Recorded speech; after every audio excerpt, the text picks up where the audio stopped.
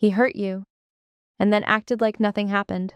No apology, no acknowledgement, no, I know I messed up. Just distance. And you're left wondering, does he even care? Did it mean anything to him? Am I crazy for thinking this hurt me? Here's what you need to know. He feels it. But shame doesn't look like what you expect. And understanding that won't fix what he broke. But it will stop you from breaking yourself trying to get him to admit it. There's a difference between guilt and shame. Guilt says, I did something wrong. Shame says, I am wrong. Guilt moves you toward repair. Shame moves you toward hiding. When he hurt you, and he knows he hurt you, he's not just carrying guilt about what he said or what he did. He's carrying shame about who that makes him. The guy who made you cry, the guy who broke a promise, the guy who let you down.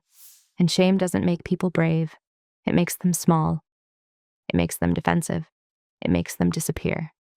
Not because they don't care. Because they can't face being the person who caused pain. Here's what he remembers, not the fight, not the words you said. He remembers your face, the moment you realized he wasn't going to show up. The moment your voice changed from hopeful to tired. The moment you stopped arguing, because arguing meant you still cared. You're standing in the kitchen. You asked him a simple question. Can we talk about what happened? And he looked at you like you just asked him to move a mountain. His whole body tensed. He grabbed his keys. I have to go. You didn't yell. You didn't chase him. You just said, okay. Not okay, I understand. Just, okay. And he walked out. That okay haunts him because okay is the sound of someone giving up, and he knows what that means.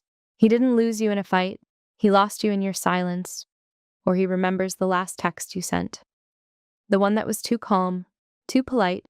The one where you stopped using exclamation points, stopped adding emojis, just facts, just, got it. Thanks. He read it 3 times. Because he could feel the shift. You weren't angry anymore. You were done. And that moment, that's the one he replays. Late at night. When no one's watching. When he can't distract himself anymore. And it tightens his chest. Not because he doesn't know what he did. Because he does. So if he feels it, why doesn't he say it? Because saying it makes it real. As long as he doesn't apologize, he can tell himself it wasn't that bad. You're fine. You moved on. It didn't matter that much. But the moment he says, I'm sorry, he has to admit he hurt you. He has to admit he was the problem. He has to admit he's capable of being the villain in someone else's story. And for someone who needs to see themselves as good, that's unbearable. So he chooses silence. Not because the guilt isn't there. Because the shame is too heavy to carry and apologize at the same time. He'd rather you think he doesn't care than risk you seeing him as someone who failed you.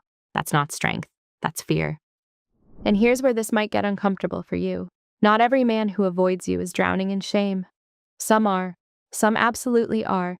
But some are simply unwilling to reflect. Some genuinely don't sit with what they did. And if you convince yourself that every silence hides secret remorse, you might wait for a regret that will never come. Confusing indifference, for hidden shame will keep you stuck longer than the truth ever would. There's another version too, the high performer, the man who earns more, who has his life together, who sees himself as the rational one.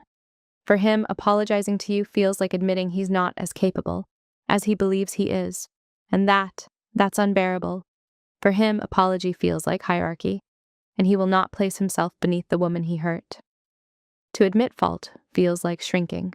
So instead of repairing, he protects his image. And in protecting his image, he sacrifices the relationship.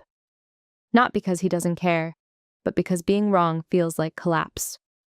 And here's something else you need to see. Your brain prefers a painful certainty over relational chaos. If he won't admit fault, your mind starts searching for a version where you were wrong instead. Because at least that gives you control. At least that makes the story coherent. If you were too sensitive, too emotional, too much, then you can fix it.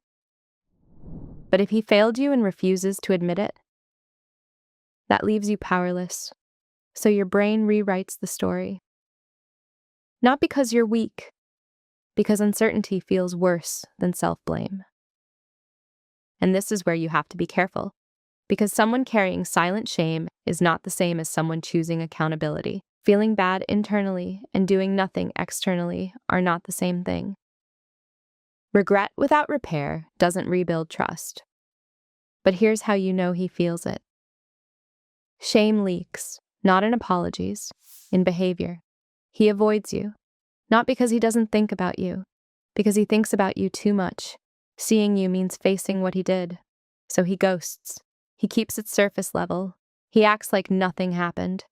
Not because nothing happened, because everything happened. You run into him at a party. He sees you across the room, and instead of coming over, he suddenly needs to check his phone, talk to someone else, get another drink. He spends the entire night making sure you're never in the same conversation. Not because he doesn't care, because he cares too much. And caring means remembering, and remembering means shame, or he overcompensates. Suddenly, he's extra nice, extra attentive, trying to make up for it without naming it. He texts you out of nowhere. Hey, hope you're doing well. Like nothing happened, like you're supposed to pretend to, because naming it would require him to say the words he's not ready to say. Or he gets defensive when you bring it up. Why are you still on this? I thought we moved past that. You're being dramatic. That defensiveness, that's shame protecting itself. Every time you mention it, you're holding up a mirror, and he can't look at what's reflected. So here's what this means for you. His shame is not your problem to solve. You don't need to make it easier for him to apologize. You don't need to bring it up perfectly. You don't need to create the ideal emotional environment for him to finally say the words. If he can't face what he did, that's his work, not yours. You know what happened. You know what hurt you. You know what you deserved.